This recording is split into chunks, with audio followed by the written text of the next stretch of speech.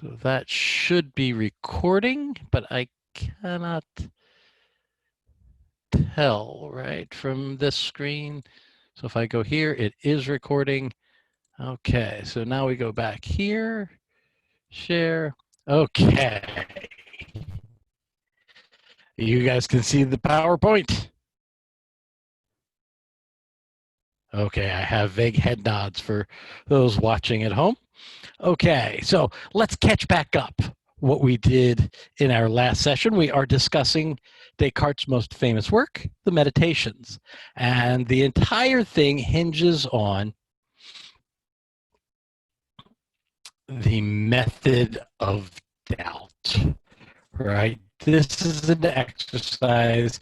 He's meditating inside an oven, and what he's trying to do is reconstruct the foundation for all human knowledge. Deeply disappointed because he was convinced that once he got to school, he would learn all the truths we have about the nature of being, about the nature of the universe. He would learn everything there was to be learned, and outside of geometry, there wasn't anything to be learned, right? Because you had one smart person saying one thing and then another smart person saying exactly the opposite. And if smart people disagree, that means, well, we just don't know. And so it seemed like no matter where we looked in terms of human belief, there was no authentic knowledge. He wanted to know, what can I really know?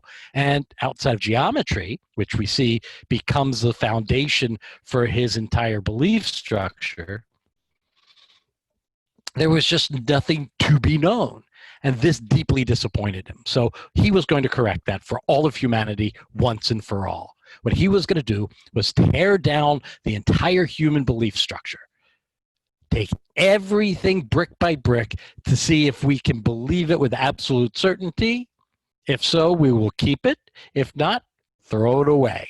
Right? The idea for Descartes is he is going to treat everything that is in any way doubtful, anything that could have even the slightest, most absurd sliver of doubt attached to it, anything that isn't 100% guaranteed, absolutely certain to be true, is no longer legitimate. I'm going to treat it as if false. So anything that isn't certainly true is treated as if it's false. Then he wants to see what's left. What is left that we can know with absolute guaranteed certainty? What can we know that is undeniable? That will serve as the foundation from which we'll build all of the rest of undeniable knowledge from, right? So the idea is we really have a two-step process. We have a destructive element and then a reconstructive element. In the destructive part, which is what we looked at last time, we're going to tear down everything that can't be shown to be 100% certain. And he does that by starting with his empirical beliefs, right? Anything that we can know through the senses. And he gives us two arguments, the argument from sense errors and the argument from dreams. And the idea is that because the senses themselves aren't infallible, and because the sort of sensations we have when we dream are of the same sort as we have when we're awake, we can never tell for any given sense perception whether it's 100% guaranteed necessarily true. But what goes away once we've undermined empirical beliefs? Well, your computer, your room, the external world, your body. Oy, seems like a lot. Everything? Well, not everything. And that's where he turns to rational beliefs, right? And here again, he gives two arguments against the necessary truths of things that are true by virtue of human reasoning.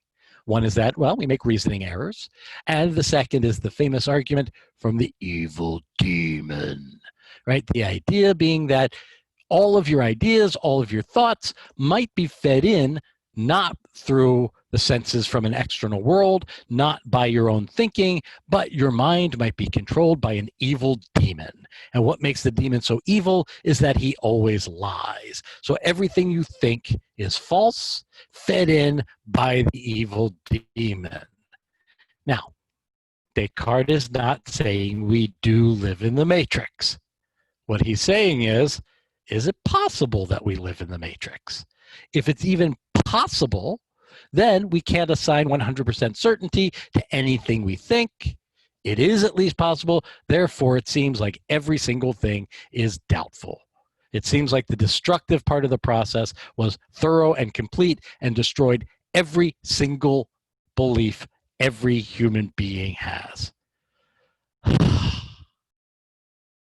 Don't worry, Steve, it gets better, because in meditation 2, right, he says, there is something I can know.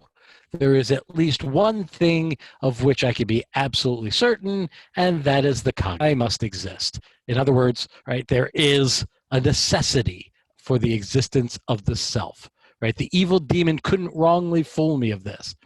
A story I often tell, I didn't tell it last time, so I'll tell it now. One of my favorite professors as an undergrad, a guy named Steve Vicchio. Smart, hilarious, great teacher. He used to tell the story about his very first day teaching. It was at a large state university, 100-person class. He walks in. You know how nervous you guys get before a presentation? Imagine having the pressure of someone actually thinking you're supposed to know what you're talking about, right? So he walks in, nervous as can be, and there's a guy in the back row who goes, "Hey, prove to me that I exist." He's like, "God, my first day, I need this." The guy's like, "Prove to me that I exist." Now, Vicchio was one of the quickest wits I ever knew, so he immediately said, "Well, if I don't, does it mean you'll go away?" Everybody laughed. The guy wouldn't give it up. He's like, "I want you to prove that I exist." So Vicchio looks up and goes, "Okay, who said that?" The guy said, "I did." He goes, "Done." Right? Notice what he did. He got the guy to acknowledge his own existence. Right? That, in essence, is the cogito. Right? That is, what the guy did was act. And by acting, there has to be an actor. By thinking, there has to be a thinker. So in order for the evil demon to fool me, there has to be a me to be fooled. So the evil demon can convince me wrongly that the content of my ideas matches up to some content beyond the idea, some mathematical truth or some physical truth. But what he can't fool me about is that I'm thinking. I know that I'm thinking. I know what I'm thinking. I just don't know if what I'm thinking is in any way applicable beyond the thought. But for me to be fooled, there has to be a mind. There has to be a self, right? But what is that self? It is just a disembodied floating thinking thing, right?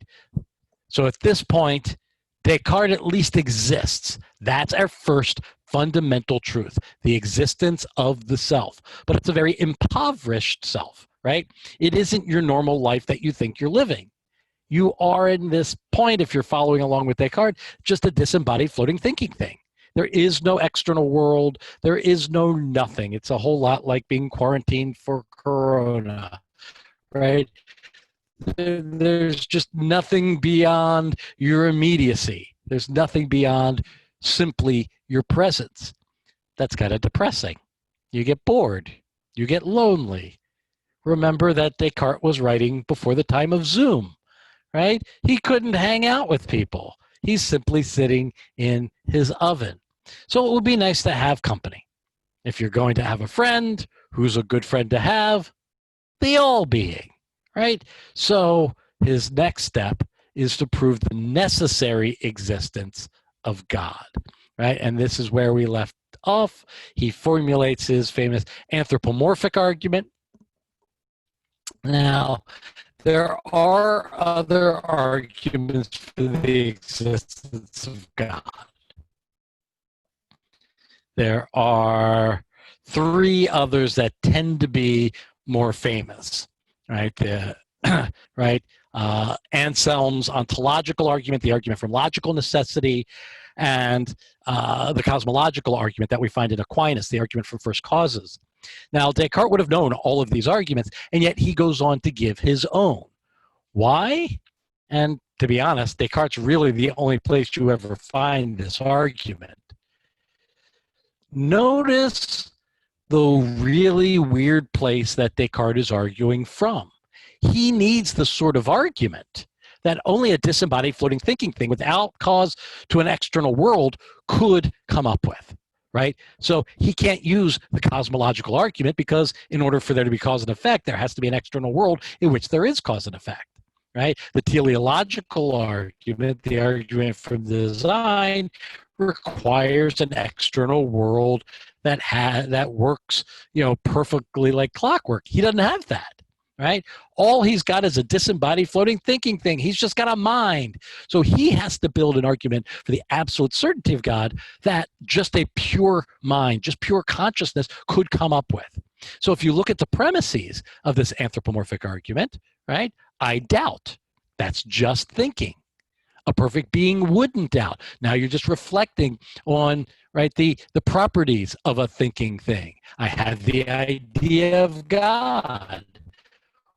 One can have an idea, a mind, right? And so what we see in this anthropomorphic justification are either properties of a mind or metaphysical elements like the lesser can't give rise to the greater that apply to aspects of the mind.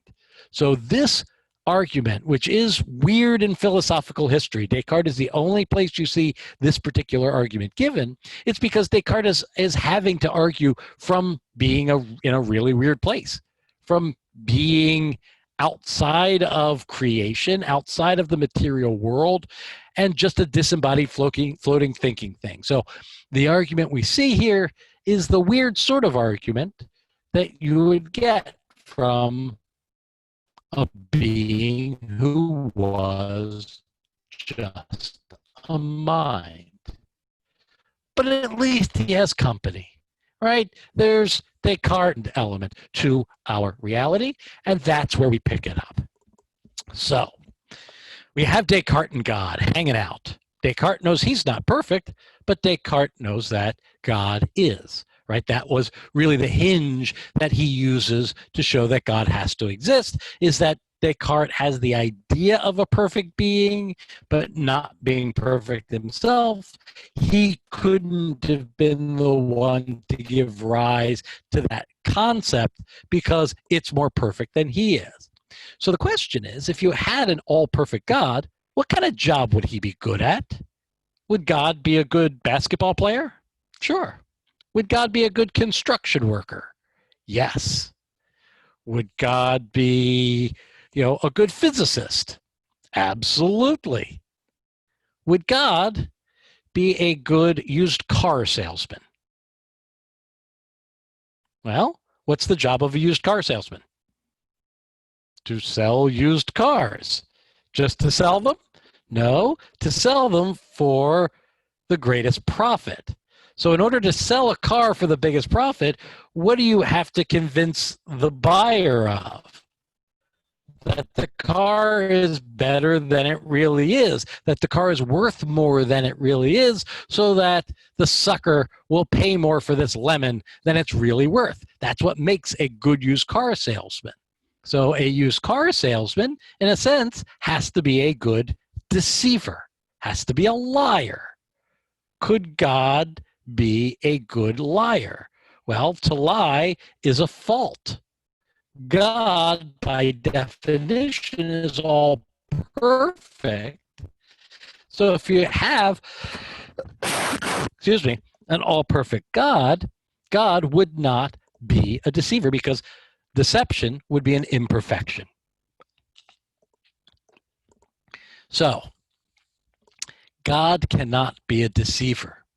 What that means is any idea that Descartes gets from God, the first one being God's own existence, must be necessarily true. But if there's any other ideas that God has also put in our mind, then the fact that they come from a perfect God means they came from something that can't be a deceiver, which means those ideas must necessarily be true. Right? If everything I believe came from God, well, Descartes says, that would make me infallible too. Right? So we have God and we have the floating mind. God puts ideas in the mind. If all of the ideas that the mind had came from God, hey, that would be great because now we would share in God's infallibility. But are we infallible? Do we make mistakes? Yeah, I grade your papers. Yes, right? We all make mistakes. All human beings are fallible. So since I'm not infallible, right, and here's where he talks about his capacity for judging, right? The idea is that we have a finite capacity for judging, but yet I can use it to judge beyond its own borders, right? I can judge things that are beyond my knowledge base, right? That's where the fallibility comes from. So God, you would think, being all perfect, would have perfect creations. And since he has to be a creation of God, he should share in God's perfection. And to some degree he does, in as far as the beliefs come from God, but God has also given him this independent power of judgment and allowed him to be fallible, allowed him to make mistakes. And it's when we use our capacity for judgment beyond those things which we know are absolutely true that we, as fallible beings, lapse into error. So, not all of my ideas came from God. And so this leads us to the big question. Which ones did? What ideas in my mind came from God and are thereby infallible? It's important for him to ask this question, right? Remember what we're doing. We've succeeded in tearing down the building. We're now sorting through, right, all of our beliefs to see which ones we can have that will rebuild the foundation for all of human knowledge. Which ones are the keepers and which ones do we toss? We keep the ones that are absolutely certain. Which ones are that? They're the ones that come from God. So what we need to do is look to see which of our individual beliefs have the special stamp of God. He actually uses that metaphor, right? Elsewhere, he talks about impressed upon the mind as if from the signet ring of God himself. So back before we had envelopes, if you wanted to send a letter and make sure nobody read it, you would fold it. You would then take a glob of wax from a candle, and everybody important had a special ring, which had their own personal design. You then stamp the ring into the wax. And what that means is there's now a unique picture in the wax. If anyone tried to break it open, read it, and reseal it, they'd never be able to get your picture back onto the wax. And so it guaranteed that your mail would go unread. And so in the same way, Descartes wants to say, there are certain ideas that are impressed upon the mind as if, by the signet ring of God himself. That is, the ideas are put into the mind. To use a sort of updated metaphor, when you buy a computer, it already has an operating system and the way the human mind is. There are some programs that are put in your cognitive computer by God. There are others that you downloaded yourself, and the ones that you download onto your cognitive machine, those could have bugs, they could have viruses, right? If, you need to defrag your cognitive hard drive, it's your fault, it's not God's. So there's the signet ring updated.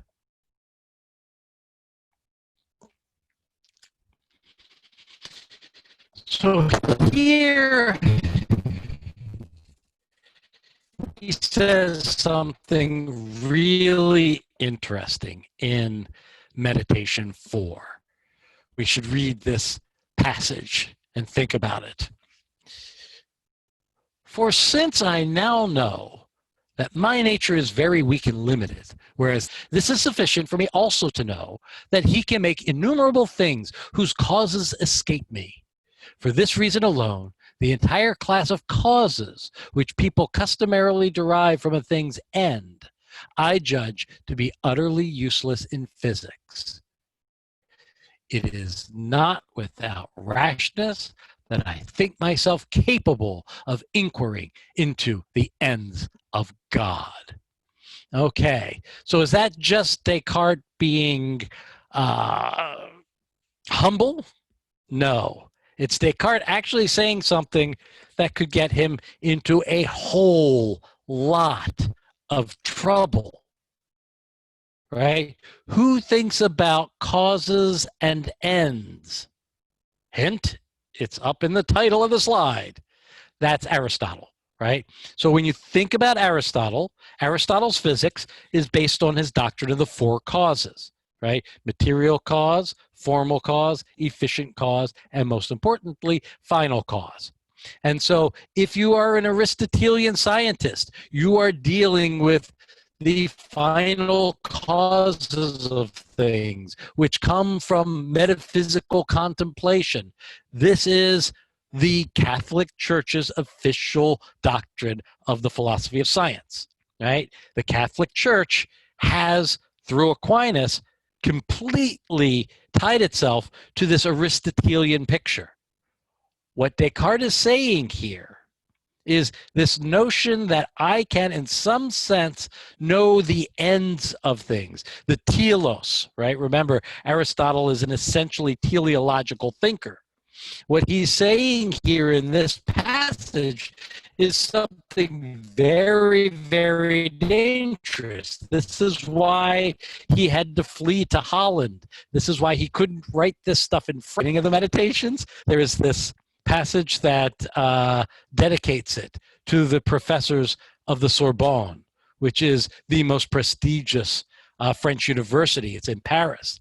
And the idea is these were the orthodox philosophers, and he's trying to butter them up before saying things that would get him in really big trouble with them.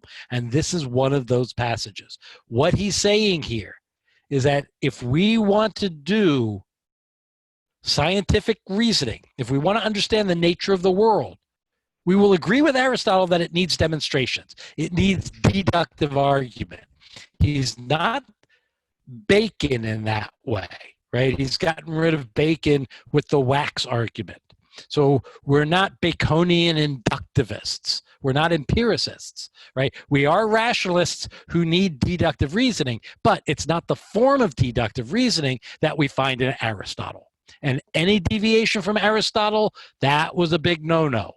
And so Descartes, who on the one hand is a very nervous Nelly, right? Remember, he's really, really afraid of getting himself into trouble. But at the same time, he's intellectually honest. He's going to tell it like he thinks it really is. And what he's saying here, as a Copernican, as someone who buys into the new science, as a leader of the new science, is he's giving a very different sort of deductive approach to scientific reasoning, one that is non-teleological, one that moves us away from the Aristotelian view that the Catholic Church demanded. So this passage, while it may, in the context of the conversation, have sort of gone unnoticed by you, because, what he's saying here is, I'm not wise enough, I'm not perfect enough to understand the mind of God.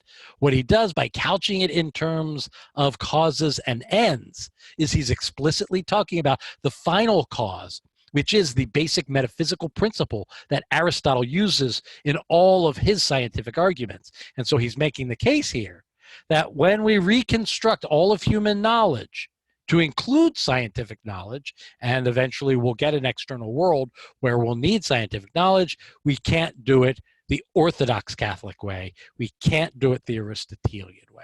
So this is actually a very interesting and dangerous passage.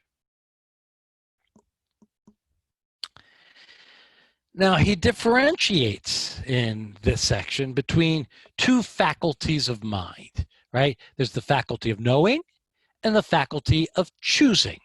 There's the intellect and the will. The intellect is that part of your mind that knows. The will is that part of your mind that wants, that desires, that acts, that chooses. right? And he says here, through the intellect alone, I merely perceive ideas. It's a somewhat Platonic notion, right? I like the eye of the mind looking into the world of forms, right? The idea is that for Descartes, knowing is a sort of passive act in that way. Through the intellect alone, I merely perceive ideas about which I can render a judgment. Strictly speaking, no error is to be found in the intellect when properly viewed in this manner, right? So the idea is that he can impress error. He can wander into error by judging. Judging is the active part that comes from him. But the intellect, the knowing, is a passive part, which just looks upon the ideas in the mind that were given by God. So, therefore, the intellect can't be the source of error. The judgment has to be the source of error. He argues a little bit later on, what then is the source of my errors? They are owing simply to the intellect. I do not contain the will within the same boundaries. Rather, I also extend it to things I do not understand. Because the will is indifferent in regard to such matters, it easily turns away from the true and the good, and in this way, I'm deceived and I sin. So the idea is we can choose to remain logical. We could choose to remain deductively constrained within the information given to us by the basic ideas that come from God, or we can be willful. We can extend our minds where it goes beyond certainty, and that's what leads us to error. So the mind has both of these elements. It has the intellect, which can view these ideas which are necessarily true, and then we can have the will that leads the judgment to wherever it wanders, and sometimes it wanders off the path. And so here we finally get the big payoff, right? So the question here is, I have all these ideas in my head. I have lots of ideas. Some of them are put there by God and necessarily true. Others come from the will, the judgment, come from my imagination. They're just blah, blah, blah, blah, blah, blah, right? And so the idea here, that's a technical term in philosophy. So the idea here is, how do I distinguish them? How do I decide whether an idea bears the stamp of God and should be kept, or whether it bears the stamp of me and throw that sucker away? I want to know what's absolutely necessarily true. I want to know that which must be the case. Anything that comes from God must be the case. How do I determine which ideas are the necessary ones? And he says this: for every clear and distinct perception is surely something, and hence it cannot come from nothing. On the contrary, it must necessarily have God for its author. God, I say, that supremely perfect being to whom it is repugnant to be a deceiver, therefore the perception is most assuredly true.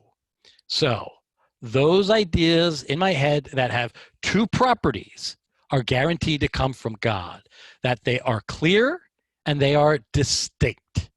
Okay, so what do we mean by clarity and what do we mean by distinctness? Well, this is one of those places that Cartesian scholars spend a whole lot of time trying to really work clearly out what he means by these two terms that make an idea necessarily true. So by clear, he really uses a sort of sense-based metaphor, right? What we mean by clear is not fuzzy, right? That I can see it in my mind with perfect clarity. I can really understand the nature of it. By distinct, right, what he means is it requires no movement of the mind. right? There's no inference, there's no judgment, there's nothing beyond the picture itself. So if you think of a picture, right, that really is what he's thinking of. That picture is clear if it's not fuzzy. If I get details of it, if I get it as a whole in all of its particularity. It's distinct if it isn't moving, if I can just see it as a single unique thing unto itself. So those ideas which are clear and which are distinct, those are the ones, he thinks, that I now can use as my absolute foundations to build all the rest of philosophy, all the rest of science, all the rest of mathematics, everything I have that's clear and distinct. And really, and we'll get to this in a minute, the prototypical examples of clear and distinct ideas would be something like Euclid's axioms. All right? Can I connect any two dots with a line? Yeah. How do you know that? How do you know that? Can you draw a circle around any point? Yeah. How big? Big as you want. How do you know that? How do you know that's true? It's a weird question, isn't it? Right? These are two of Euclid's axioms. They just are. It's just so obvious, right? If somebody tried to deny it, they're either an idiot or they're just a jerk, right? I mean, how would you even begin to argue with somebody who says, well, I don't think you can connect every 2 points with a line? What? Shut up, right? That's the point. That's the idea that Descartes has. Those are clear and distinct ideas. Notice that it's clear, right? When I say, can you connect any 2 points? In your head, you see 2 points and you see the line connecting them, right? And then you move the points around and it's like, okay, new line, of course. You see it clearly in your mind. And it's distinct in that you don't need an argument towards it. It's just, well, yeah, 2 points, line, point, yeah, as big as you want it, sure, right? You just see it. It's clear and distinct to the mind. So we're back again to this Euclidean geometric picture where we start with axioms. We start with necessary first truths, and then we can deductively derive all of our theorems. But the question is the problem of the axioms, right? Those of you who took my analytic philosophy course, remember we dealt with this very same question because it doesn't go away. What makes the first truths true? And for Descartes, it's because they're clear and distinct. And all clear and distinct ideas are necessarily underwritten by the non-deception of God. So you can't but think of these Euclidean axioms as true. Why? Because, boom, they were put in your mind by God himself. So Euclidean geometry is holy. So now we get to meditation 5. So what ideas are clear and distinct? So we have, again, remember, let's just take stock, destructive phase, tear down everything. Anything left? The self, the existence of the mind. Then we have our second truth, the existence of God. The second being God puts ideas in the first one, right? The mind. Those ideas are necessarily going to be true, so I can use those as my foundation to rebuild all of human knowledge. I need to figure out which ones they are. They're clear and distinct. Okay.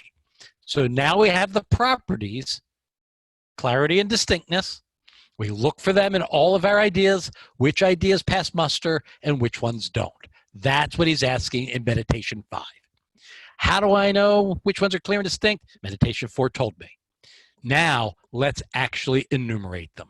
Let's actually figure out what ideas I have that pass this test and therefore are, the paints on my palette, are the Legos in my little Lego kit. Which ones are they? And so he says, okay, what ideas do I have that don't originate with me? And here's where he moves to triangles, right? So he says, I recall that even before now, when I used to keep my attention glued to the objects of the senses, I always took the truths I clearly recognized regarding figures, numbers, other things pertaining to an abstract mathematics to be the most certain of all. So here's a question. We go from triangles to circles, right? Same sort of thing. Have you ever seen a circle? Ooh, lots of people shaking their heads yes. Always hesitate when a philosopher asks you a seemingly innocent question. All right? Have you ever seen a circle? Well, what is a circle? A circle is a plane figure. It's a figure in a plane that is a set of points which are all equidistant from a single point. How thick is a circle? Well, 1 point thick.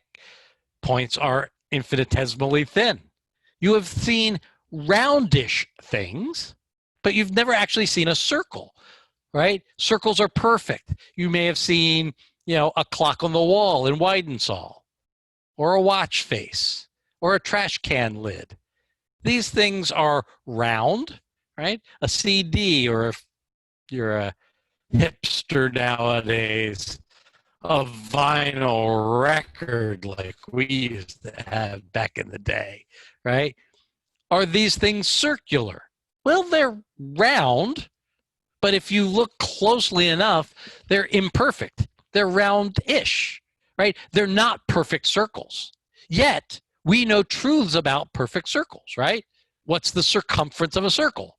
2 pi times the radius, right? What's the area of the circle? Pi times the radius squared. So we know facts, absolute truths about circles, yet have you ever seen a circle?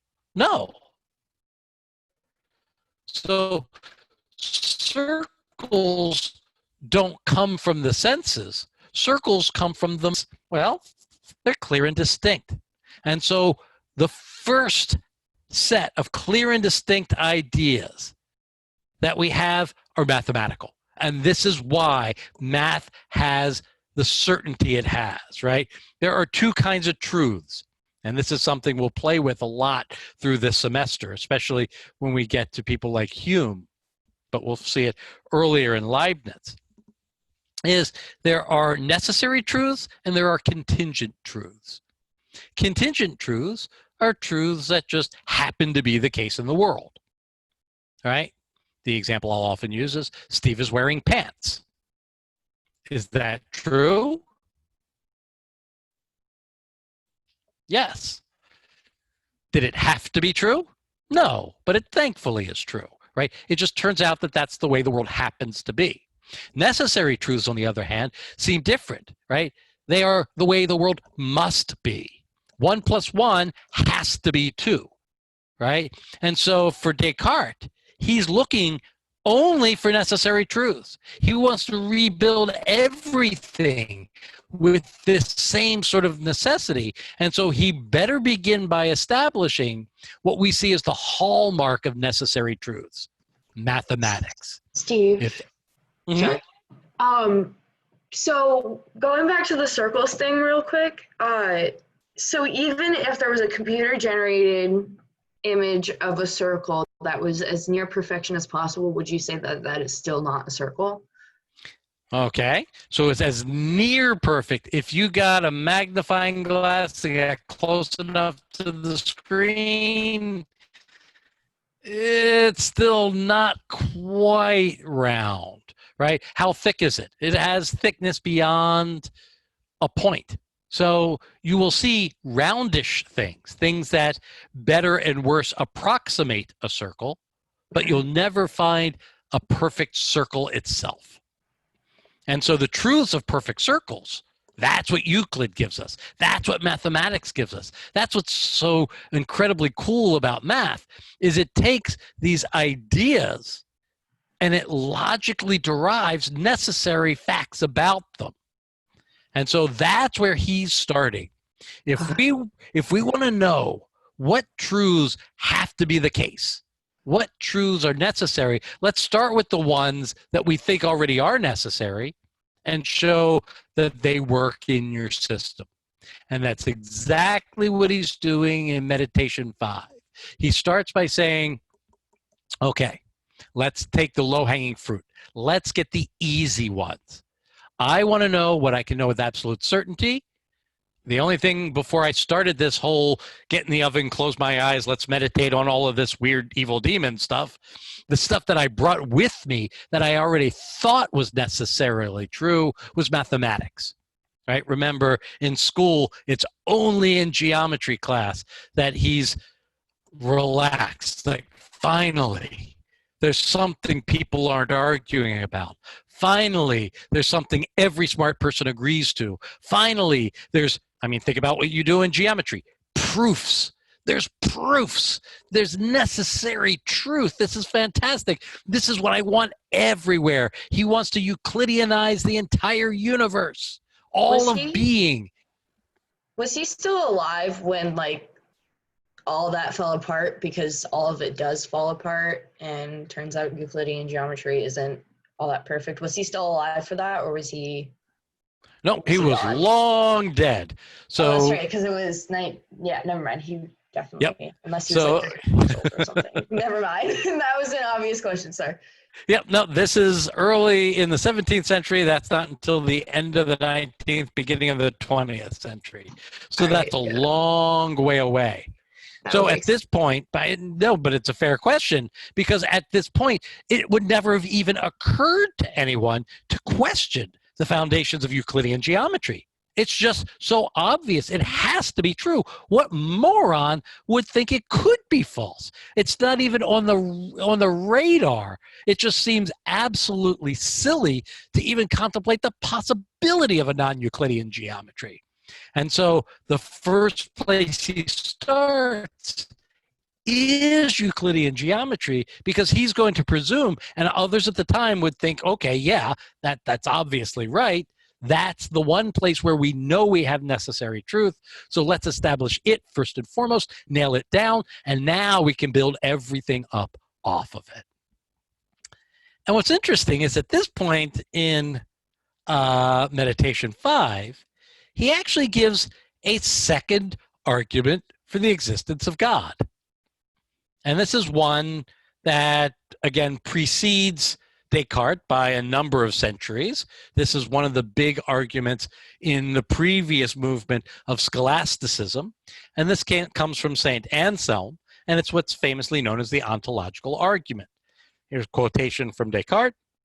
This necessity plainly suffices so that afterwards, when I realize that existence is a perfection, I rightly conclude that a first and supreme being exists. Now, all philosophers who were reading Descartes at the time would have immediately seen this sentence and known what he was doing. So Anselm's argument for the existence of God, again, this is one every philosophy major should know. Anselm argues, it's possibly one of the cutest arguments in the history of philosophy. It has two simple premises. Premise one is a definition. God, by definition, is an all-perfect being. Now, definitions are just what we mean by words, right? Are definitions true? Yes, they are true by definition. So, what do we mean by God? We mean an all-perfect being. He says, look, atheists and theists agree. That's what we mean by the word God. Theists say, yeah, and the thing that word points to exists. Atheists say the thing that word points to doesn't exist, right? You can't be an atheist and say there is no God if you don't understand what is meant by the word God, right? Do you guys think Santa Claus exists? We have reluctant head shakes, no, right? And the idea here is, in order to say Santa doesn't exist, you first have to understand what is meant by Santa, right? So the idea here is atheists agree with the idea of God. They just don't think that idea actually hooks up to anything in the real world. So we begin with a definition. God, by definition, is an all-perfect being. The second premise that Anselm operates with is that existence is a perfection. Okay, how does he argue this? Well, I apologize to those who have heard me use this example before, but I love it very much. It involves my brother. I have a younger brother who is much more practical than I am. He has a degree in mechanical engineering. He ultimately ended up for a while owning a software company that dealt with engineering software. So it sold the engineering software and it worked with the engineers, you know, to give technical help. And the engineering package he used, the engineering software, the company would have a big convention once a year, bring all of its resellers in, and they had a drawing. For every something you sold during the year, you got one ticket in the lottery. So the more you sold, the more tickets went in the hopper. And what they did is they randomly reached in and pulled a ticket. His ticket won. The prize was a BMW Z3 convertible. Hunter green, just a stunningly gorgeous vehicle. Turns out I have exactly the same car.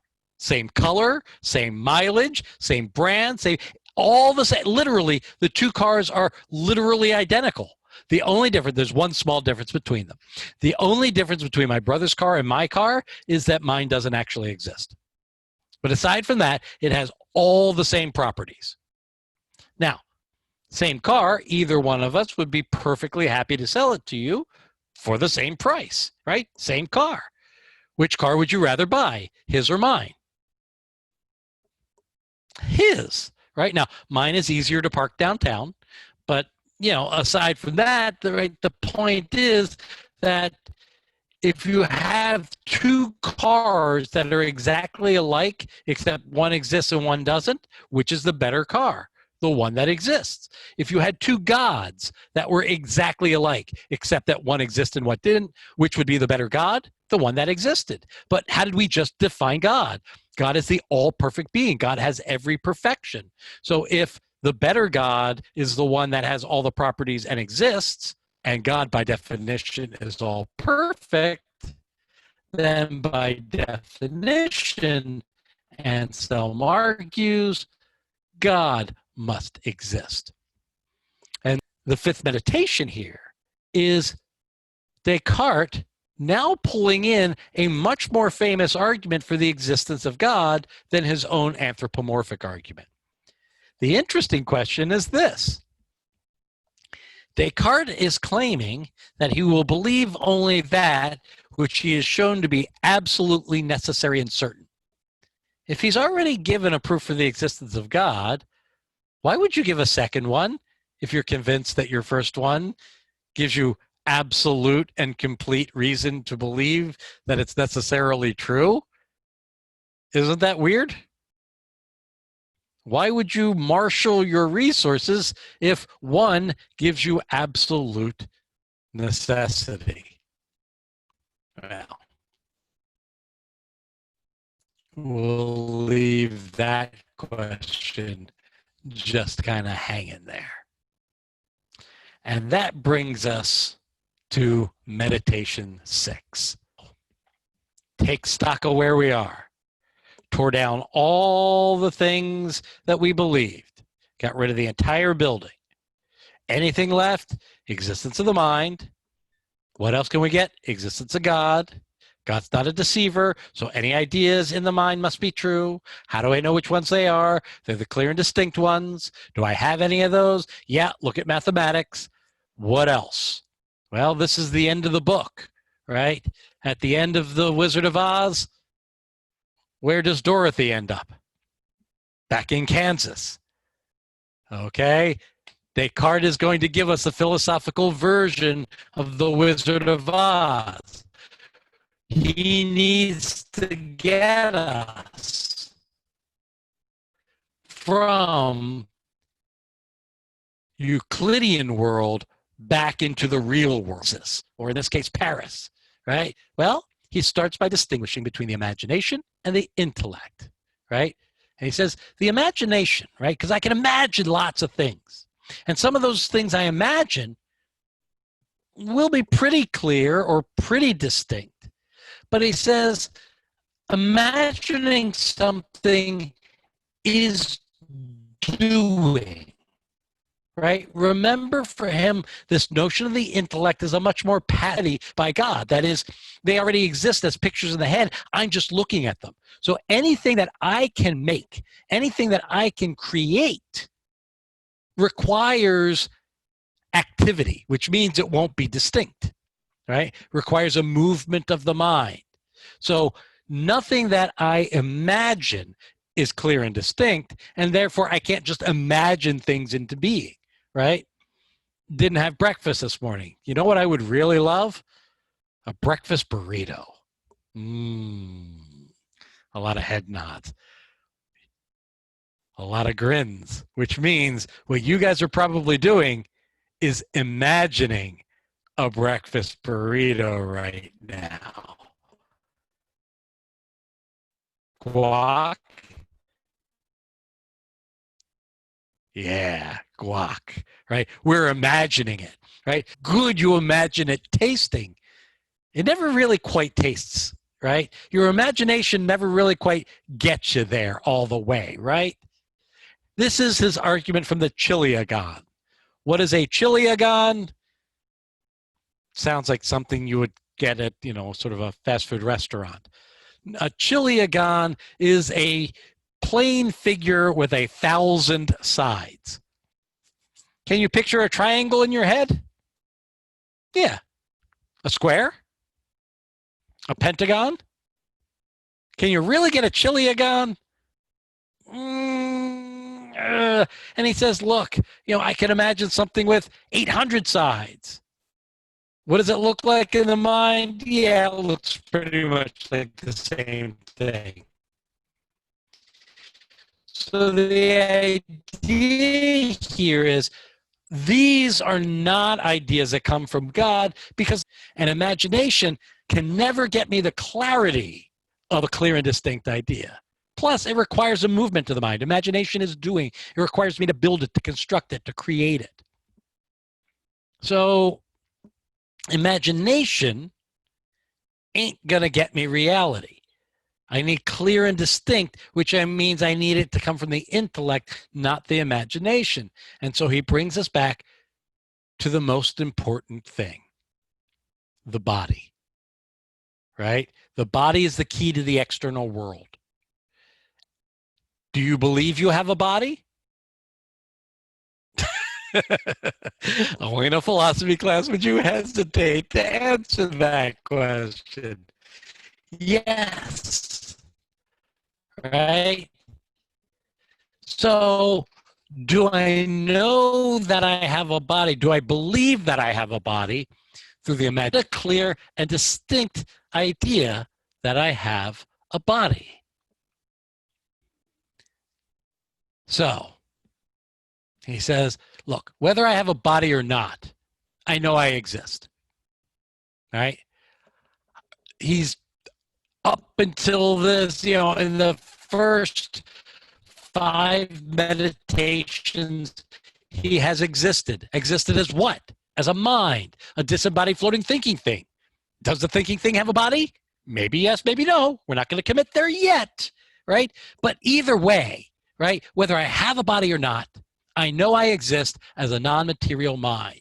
So if the body does exist, then I must be made of 2 completely different kinds of stuff, right? I could be just a mind. Maybe I'm a mind with a body. Maybe I'm a mind without a body. Maybe the body comes from the intellect. Maybe the body comes from the imagination. I don't know. But the fact that we can even ask this question, Descartes says, is profound and important, right? And here's the quotation.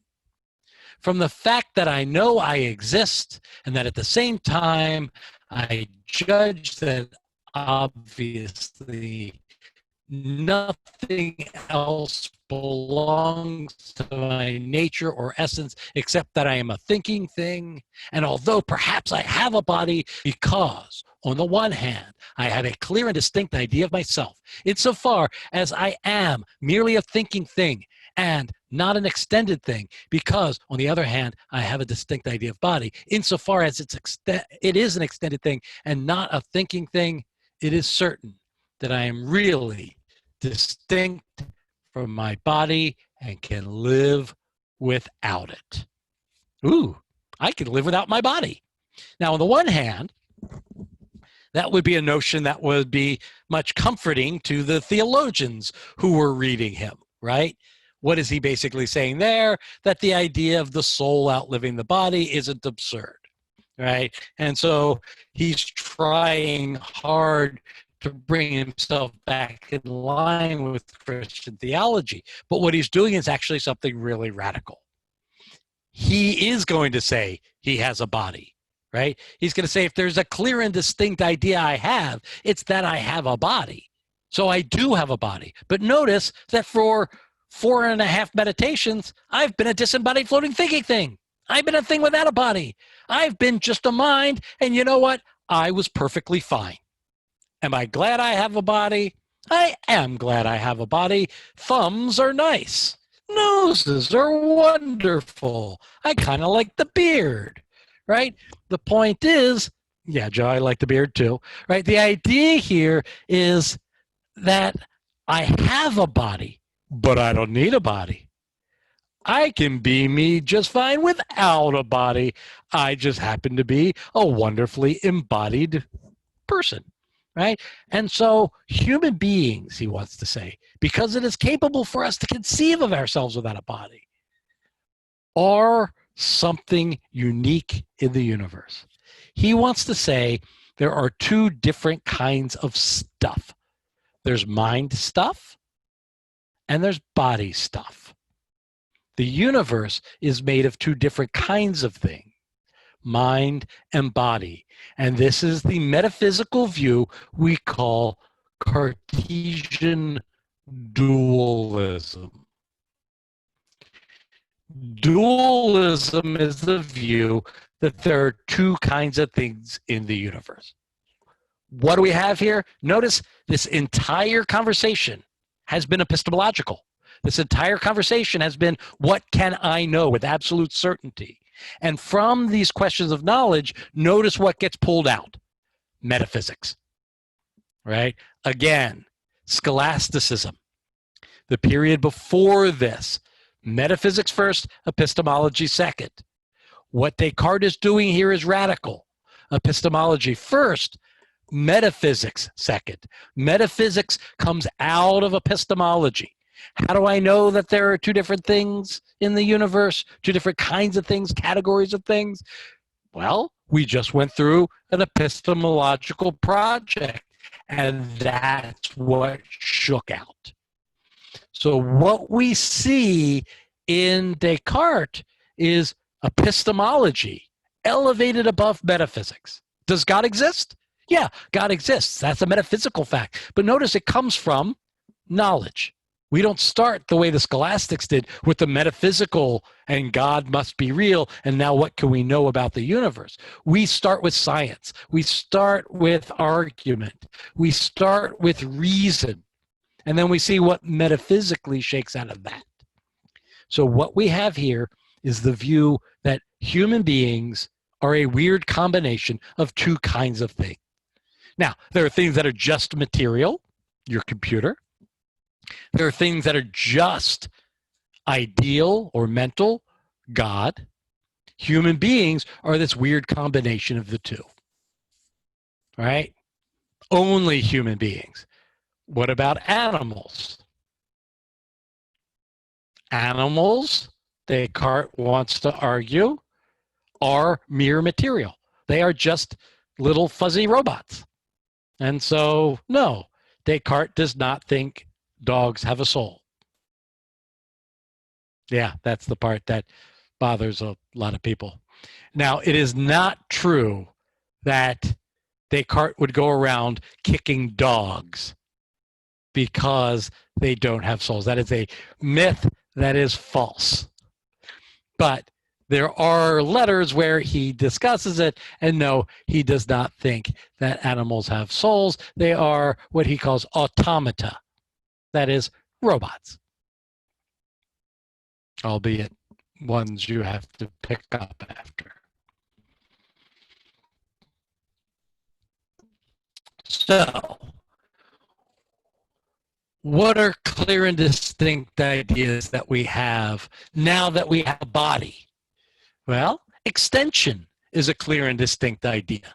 And by extension, he means length. It is the defining characteristic of matter. It's not weight. It's not stuffness. It's extension in space, right? So extension is a clear and distinct idea. Hence, there must be things because extension is the essence of substance. So too then, shape, color, number, texture, and a number of these other properties that you have, right? Ideas, right? There is nothing that this nature teaches me more explicitly than I have a body because I feel pain, hunger, thirst, right? These are things that I'm not imagining. These are not things I'm constructing. They are ideas that the body is impressing upon the mind, so the body itself. So we have an external world. We have ourselves, the body that we think we have, with hands and eyes and feet, belly buttons, right? The existence of other things can now be inferred from clear and distinct perceptions that have nothing to do with my imagination. Can you imagine me an elephant?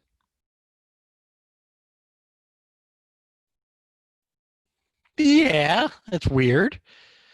Can you imagine me a cartoon character drawn in the style of South Park? You could imagine that. Are you imagining this? Well, if so, please imagine me a little taller with a little more hair, right? The point is that, you know, this isn't something you're imagining. This is just a direct perception. So does Steve exist? Hey, I'm back. Now, am I a full person? Well, yeah, maybe I'm a robot. Maybe I'm an automaton. No, but at least I exist. There's a clear and distinct perception there. So, particular sensations might be problematic, but that there are sensations themselves are not. So, notice where we are. We're back in Kansas. We have a body, we have an external world, it's filled with things, those things follow laws, those laws are given by physics, and those physical laws can be derived, Descartes wants to argue, with the certainty that we have in Euclidean geometry. In fact, that would be the project that would last the rest of his life, is trying to reconstruct on the basis of clear and distinct ideas all human knowledge. He gives us our first theory of gravitation, ecology. So what Descartes has done here in the Meditations is literally build the foundation on which he's going to try to reconstruct all human knowledge, but do it in a way with Euclidean certainty through deductive logic from necessarily true first axioms. And they're necessarily true because they're clear and distinct and thus are underwritten by the non-deception of God. And so it really is the Wizard of Oz, right? We start in Kansas. There's some horrible thing that happens. We wake up in this weird realm where nothing is normal, And through a philosophical process, we end up right back where we started. Except we end up, Descartes says, right back where we started, except now with. So, two things we need to take away from this for the arc of the class in general: epistemology, metaphysics. Epistemology comes first, and epistemologically, Descartes is what we call a rationalist. Rationalists believe that all knowledge comes from human reason alone. He is a rationalist. We're not using the senses, we're using reason as the ultimate foundation for all of our beliefs. Metaphysically, he is a dualist. There are two kinds of stuff in the universe: mind and body, and they are completely different. There is a difference between your idea of a breakfast burrito and a real breakfast burrito. And as this is the end of his meditations, it's also the end of our conversation, which means you could take that idea of a breakfast burrito, which is hardly Philly, and go make yourselves a real one. Lots of vegetables, people. Stay healthy, stay safe, and I will see you Tuesday at 10 o'clock. So remember, because this is a holiday weekend, we'll take Monday off, and we'll meet next week. Tuesday and Wednesday will be John Locke, and Friday will be